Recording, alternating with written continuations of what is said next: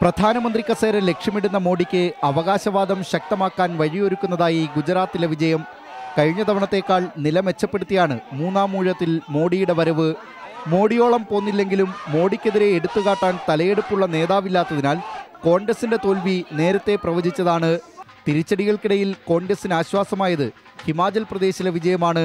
അഴിമതി വിഷയങ്ങൾ വോട്ടർമാരെ സ്വാധീനിച്ചില്ലെന്ന് ഇരു തെരഞ്ഞെടുപ്പ് ഫലങ്ങളും തെളിയിച്ചു.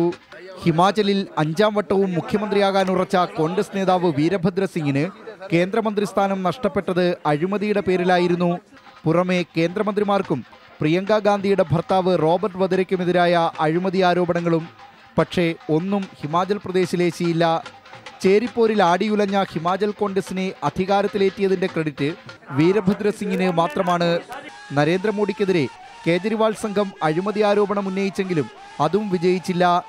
സൗരാഷ്ട്ര കച്ച് മേഖലകളിൽ തിരിച്ചടി നേരിട്ടില്ലെങ്കിലും കേശുഭായ് പട്ടേലിന്റെ ഗുജറാത്ത് പരിവർത്തൻ പാർട്ടി പിടിച്ച വോട്ടുകൾ താമരയിൽ വീണെങ്കിൽ മോഡിയുടെ വിജയം ഇതിലും മികച്ചതായേനെ.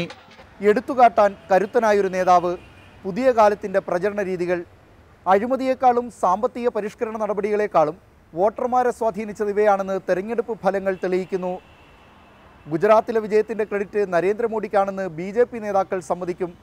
കോൺഗ്രസ് ആകട്ടെ ഗുജറാത്തിലെ തോൽവിയുടെ ഉത്തരവാദിത്വം സംസ്ഥാന ഘടകത്തിനും ഹിമാചൽ പ്രദേശിലെ വിജയത്തിൻ്റെ ക്രെഡിറ്റ് രാഹുൽ ഗാന്ധിക്കും സോണിയാഗാന്ധിക്കുമാണെന്ന പതിവ് പല്ലവി ആവർത്തിക്കും. Dilip Kumar, New Delhi, India vision.